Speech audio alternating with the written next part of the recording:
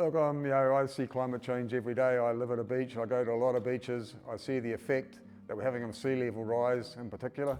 There's three main things to climate change, I believe. There's sea level rise, we've got our extreme weather events, when it comes to heavy rain, and we've also got the possibility of droughts.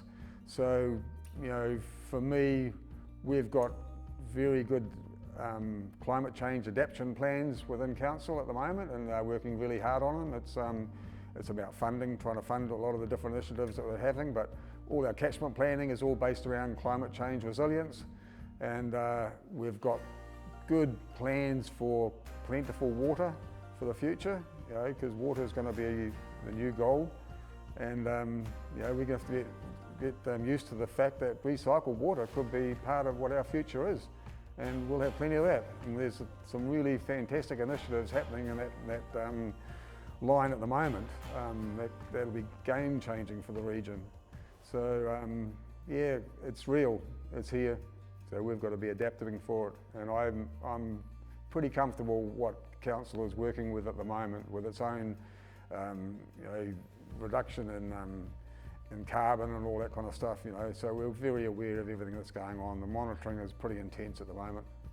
Oh, a bright climate future looks like we're resilient to the effects that climate change are going to bring to this region. Once you know what the effects are, you can start mitigating the different causes and then things that are going to enhance those effects. So we've got to try and be smart and wise and do things in advance. So we're ready, because we've already been unaware or unready for some of the events that we've had already, and we've seen the impact, the dramatic impact that our region has suffered.